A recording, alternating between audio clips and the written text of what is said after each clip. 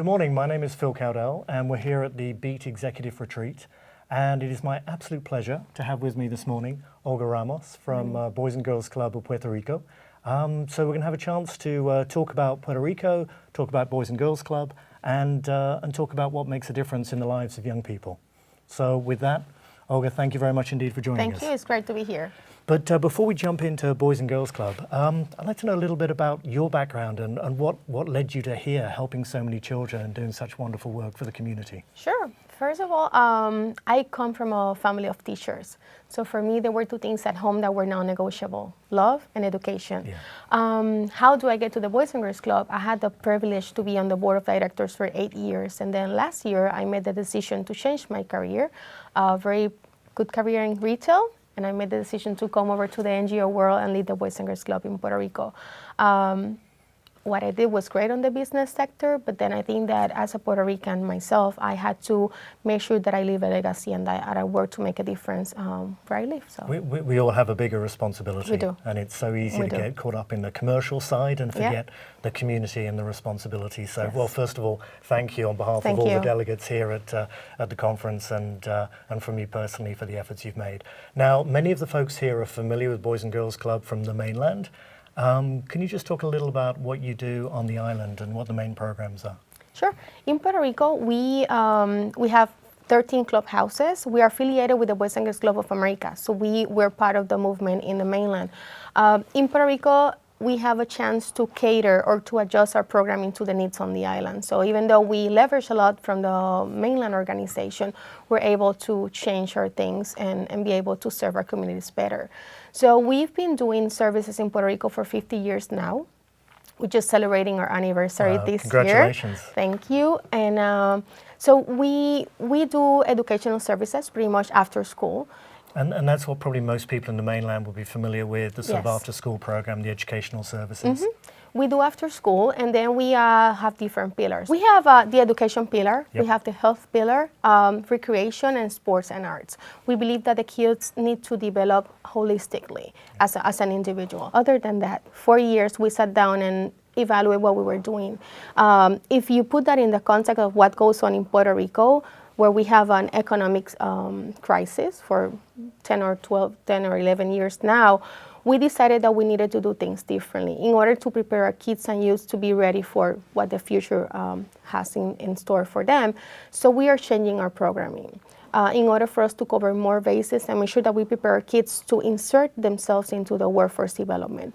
So we took one of our projects, one of our clubhouses in Olga Ramos in Puerto Rico, and we changed all. And by the way, for those of you who've ever been there, that actual site is a pretty tough neighborhood. It is. So it's probably one of the toughest neighborhoods on the island, the most desperate for help. So that's why we took that one. We decided that we wanted to change the systemic conditions in which our kids live in. So we changed all of our programming. That club specifically sits down on a tourism-related area. It's close to the tourist area if you cross the bridge.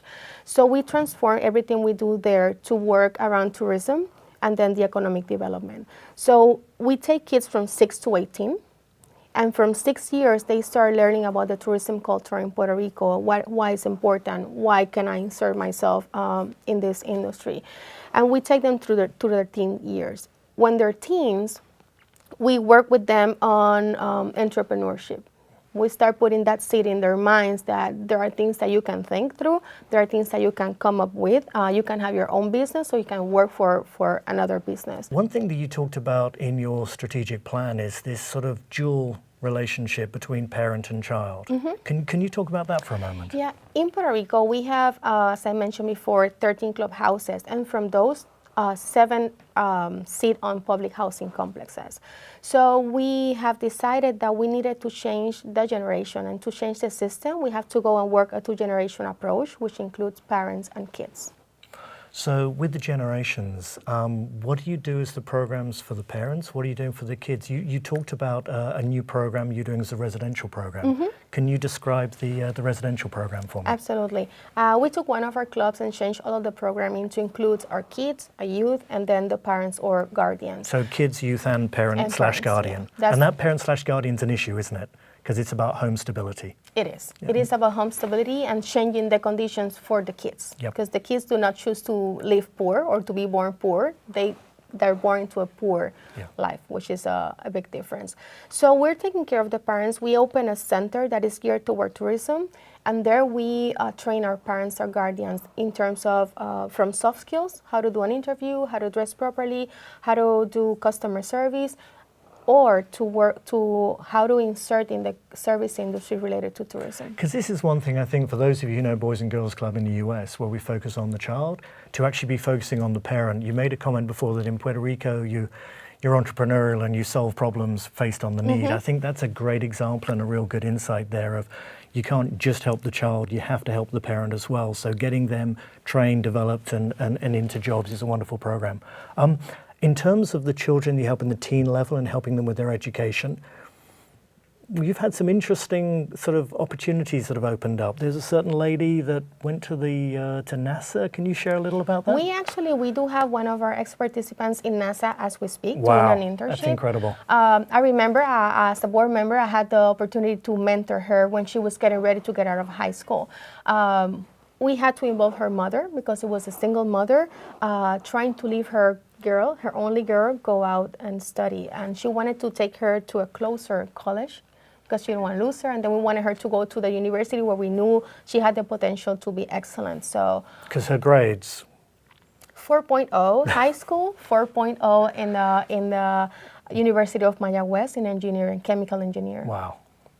So we took her to Mayagüez. I mean, almost on top of her mother, but we were able to put her there. We helped her with housing, with money, with that guardianship that we knew that we had to provide because her mother was her main concern. And every summer she was able to get an internship elsewhere. So she's been from Harvard to Georgetown to Ohio State University. And recently we received a text from her saying that I've been accepted to NASA to an internship. And she sent it like it was the most normal thing in the world. It's incredible. Because honestly, post-Maria, the issues before Maria, the level of poverty in Puerto Rico, and sort of people see pictures on the news and they think, poor environment, the barrios, people in the campos up in the hills, what's really happening? But then you see like everyone has human potential. And so what you do, and maybe this is the fact that sort of coming from your background of teachers, is like, how do you bring out human potential? I think that's a wonderful example of it.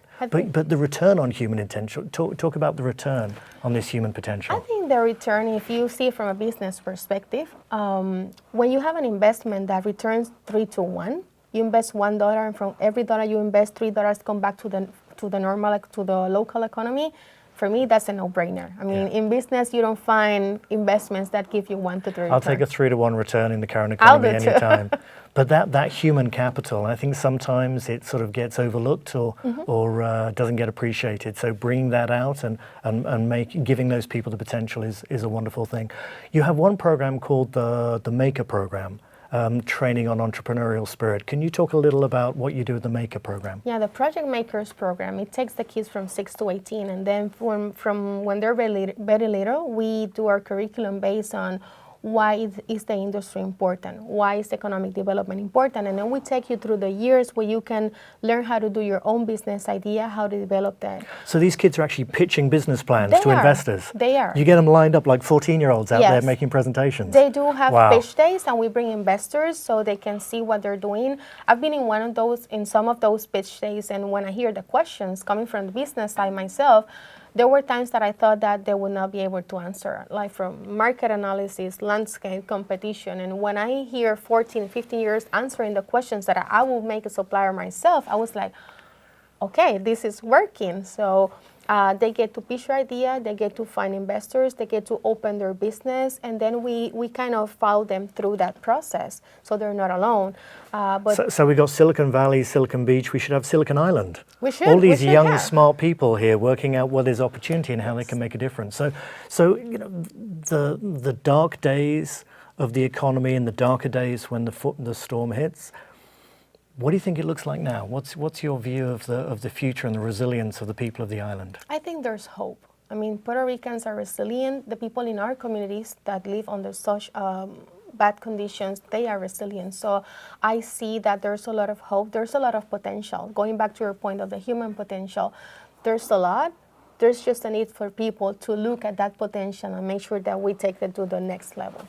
Potential is always there. We've just got to bring it out. We need people like you, your organization, and the support that you get from your investors and corporate sponsors to help more of those children and give them the potential. But I love the way that there's this positive view to take human capital and make it into something that's meaningful for the child, but the parent, and also for the community. So it's a wonderful contribution. The Boys and Girls Club Puerto Rico are doing a fabulous job and inspiring not only the people on the island, but the people across the mainland around the world. So for that, Olga, for everything you and your team are doing and what you do every day, thank you so much. Thank you. Thank you.